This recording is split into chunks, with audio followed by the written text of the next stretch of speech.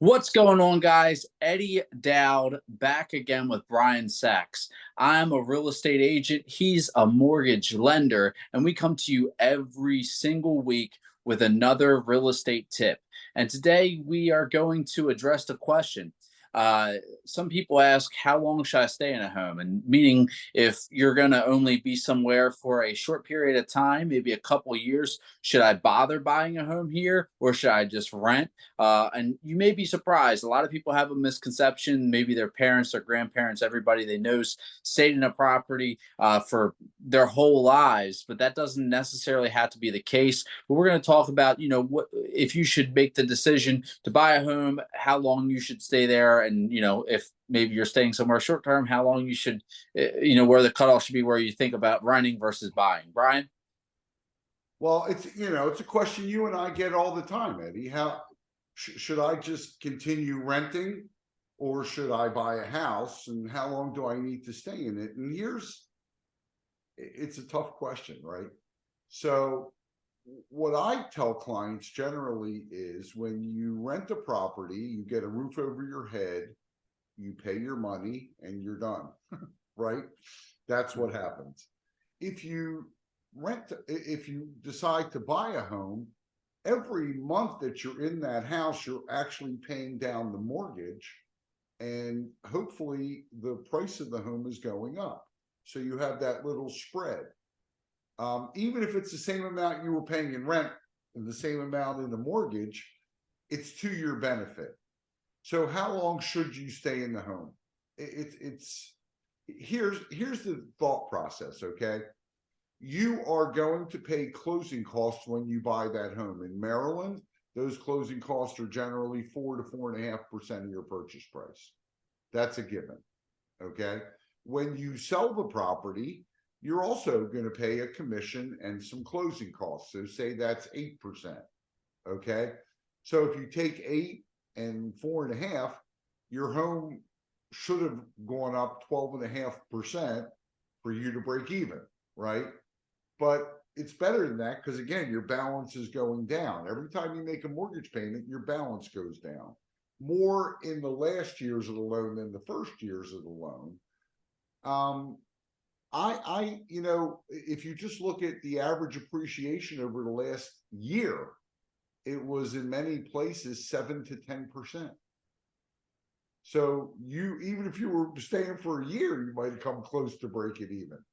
And then you get into other issues. Having your own property, you can paint the walls whatever color you want, right? You can make the floor whatever color you want it.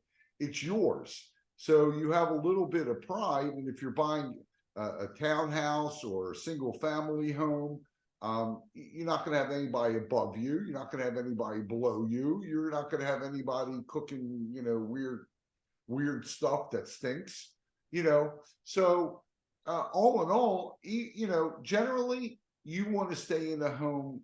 The average in the United States is 5 to 7 years.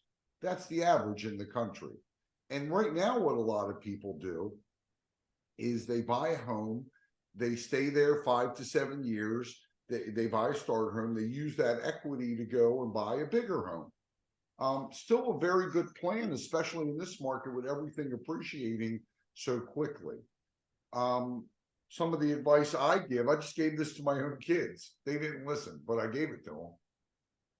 It was to actually stretch yourself as much as humanly possible and forget the starter home, buy the home you're going to be in long term. So it really depends on the person. If you're here because your job relocated you and you might get relocated again in another year or two, kind of debatable whether you should buy. I still think you should, because you could always rent it out. And, again, hopefully that property is going up in value and your mortgage is going down.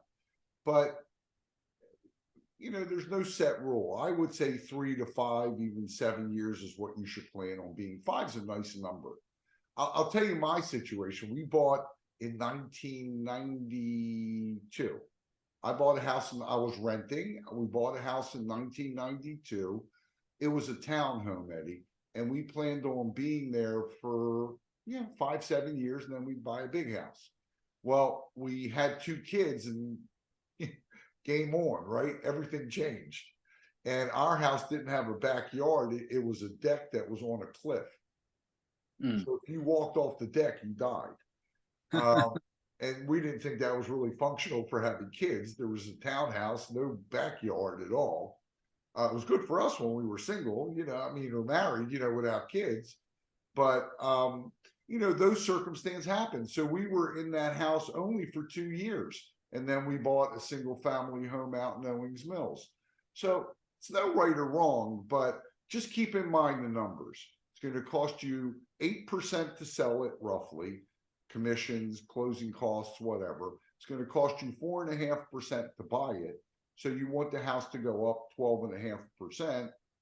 And candidly, in this market, that might happen in a year or two. So, always better to buy a home than to rent, in my opinion, unless you really know you're only going to be there a year and you have no appetite for being a landlord.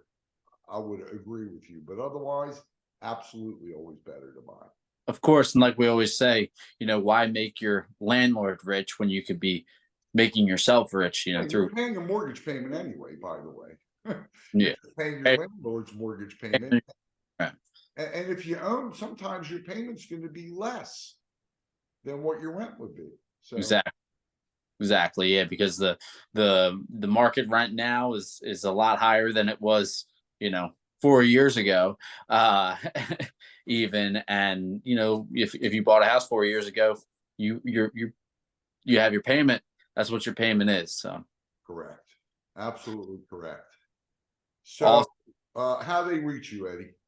410-588-6536. And remember, the home funded. So if you are looking to buy a home, you can get on the home funded. The link's always below. Fill that information out. You can contribute there. Have your friends, have your family contribute to you purchasing a home. It all goes into one pot. And the best part about it is we give you $2,000 towards the purchase of your home too. So really, it's a free $2,000, and it's a way to collect a little bit of money here, a little bit of money there. Put the link out there for some of your friends, family. Send it to your grandmother, whoever you got to. Even Get some. send it to your enemies. Doesn't even have to be friends. It's all good. Yeah, like I said before. I mean, if you live in an apartment building, like you said, cooking weird stuff, do the what's the Lewis? No, I was thinking the wrong name. The guy from the movie Holes, the Disney movie Holes, where they're cooking the shoes.